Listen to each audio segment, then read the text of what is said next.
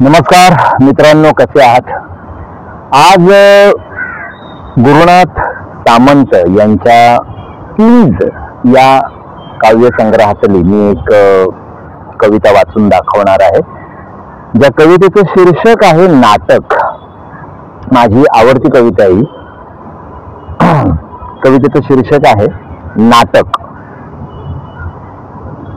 हे सर्व मेकअप केलेले चेहरे माझ्याशी संवाद साधू पाहतायत. रंगहीन चेहऱ्याच्या मला ते आपल्या रंगात रंगवू पाहतायत. त्यांच्या माझ्यातली विसंवादी विभाजक रेषा मनोमन उमगून आहे. जोपर्यंत स्टेजवरील प्रकाश योजनेलाच ते सकाळ दुपार संध्याकाळ समजतायत, मी सूर्यप्रकाशालाच सूर्यप्रकाश म्हणतोय, तोपर्यंत त्यांच्या नाटकात ते मला ओढू शकणार नाहीत.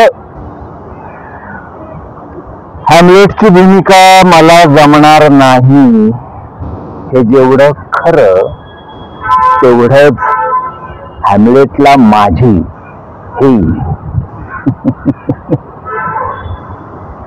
पडद्यामागे एक आणि पडद्या पुढे एक अशा दुटप्पी अभिनयात मी कमी पडतो.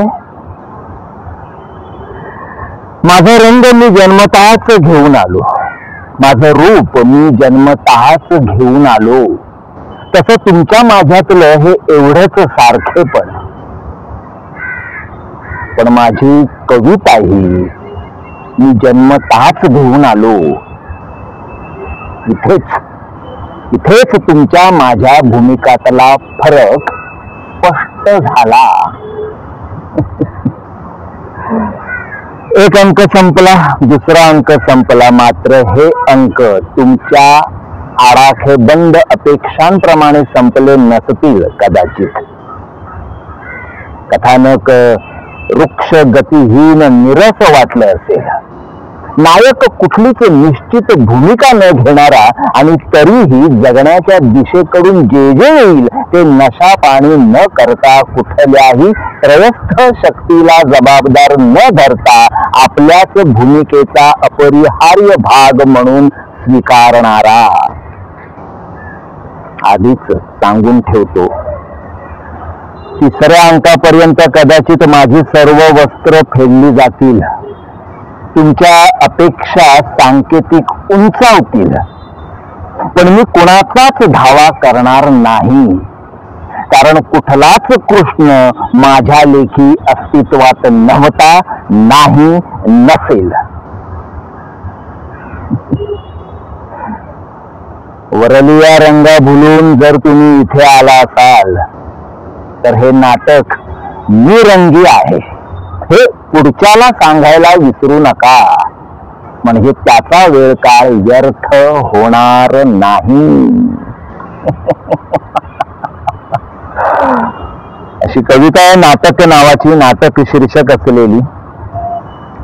गुरुनाथ सामंत यांच्या सगळ्याच कविता मला अशा हंट करतात स्टेजवर परफॉर्म करण्यासाठी. मजा येते वाचायला. त्यामुळे ह्या सगळ्या कवितांचा वापर करून मी गुरुनाथ सामंतांच्या या कवितांचा वापर करून जे नाटक लिहिलंय,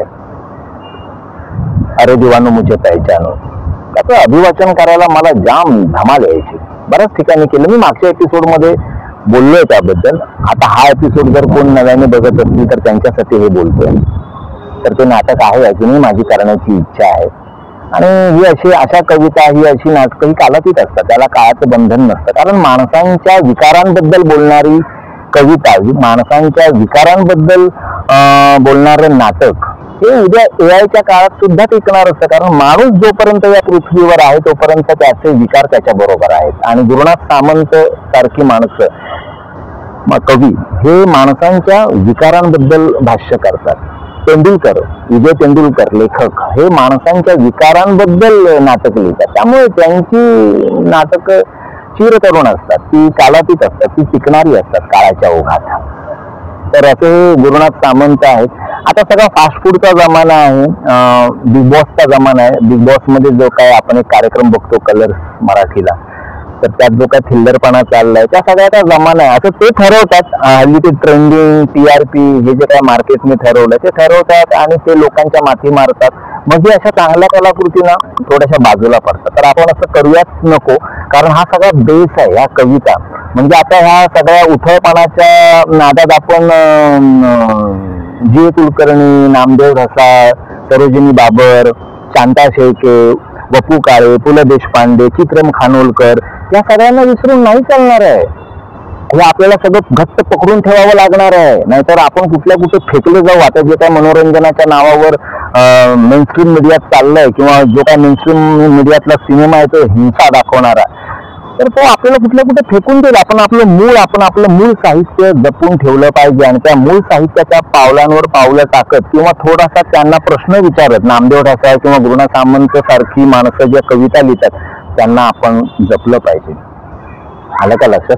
त्यामुळे भेटूया पुन्हा नवीन एखाद्या कवितेच्या, एखाद्या म्हणजे अजून एक मी एपिसोड करेन गुरुनाथ सामंत यांच्या कवितांचा, कारण मी 5 कवितांचा तो एक असा एक बंच करतो आणि मग ते एकत्र टाकतो. आता 4 एपिसोड यांचे झाले, त्याच्या आधी मी 5 कविता सादर केल्या होत्या. आता हा 4था भाग आहे.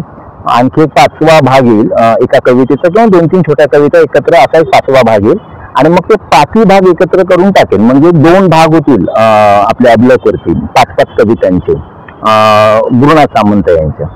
तर आता हा 4था भाग आहे. या 3ऱ्या भागामध्ये मी त्यांच्या काही छोट्या कविता एकत्र करून 2-3 कविता एकत्र टाकल्या. बाकी एक कविता सिंगल वाचली. तशी आज ही नाटक कविता शीर्षक असलेली, नाटक शीर्षक असलेली कविता पूर्ण वाचली.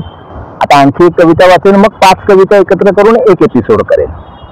तर बघा, तुम्हाला सवड मिळेल तेव्हा बघा. मला माहिती आहे की ह्या ज्या कविता आहेत किंवा मी आता जे कंटेंट करतोय ना, ते लगेच लोक कंटेम्पररी लगेच तुटून पडणार नाहीत, पण लोक बघणार. पण त्यासाठी मला करून तर ठेवावं लागणार आहे ना. लोक वळतील, लोक शेवटी उथळपणाला कंटाळतात आणि आपल्या मुळाचा शोध घेत येणार ते माझ्या व्हिडिओ पर्यंत. तोपर्यंत टाटा, बाय बाय, सायनारा. भेटूया नवीन व्हिडिओच्या निमित्ताने, नवीन कवितेच्या निमित्ताने. आणखी एक करेन यांची, गुरुनाथ सामंत यांची कविता.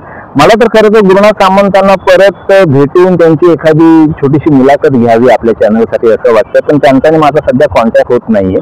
तर मी त्या शोधात आहे. प्लीज नावाचा हा कविता संग्रह आता मी परवाच्या दिवशी माझ्या मित्राने मॅजेस्टिकमध्ये, अमर नावाचा माझा मित्र आहे, तो काम करतो तिथे, तर त्याने खूप परिश्रम घेऊन ही आवृत्ती, पहिल्याच आवृत्तीतलं हे शेवटची कॉपी कुठेतरी होती ती मिळाली. तर अशी उदासीनता आपल्याकडे वाचकांची अशा कवितांच्या पुस्तकांचा खप होत नाहीये. असो लोकांना जेव्हा कळेल तेव्हा कळेल. आपण आपलं काम करत राहायला पाहिजे, चांगलं लोकांपर्यंत पोहोचवायला पाहिजे. बाकी काय नाही. Tata, bye bye, sayonara. भेटूया लवकरच. Bye bye bye bye.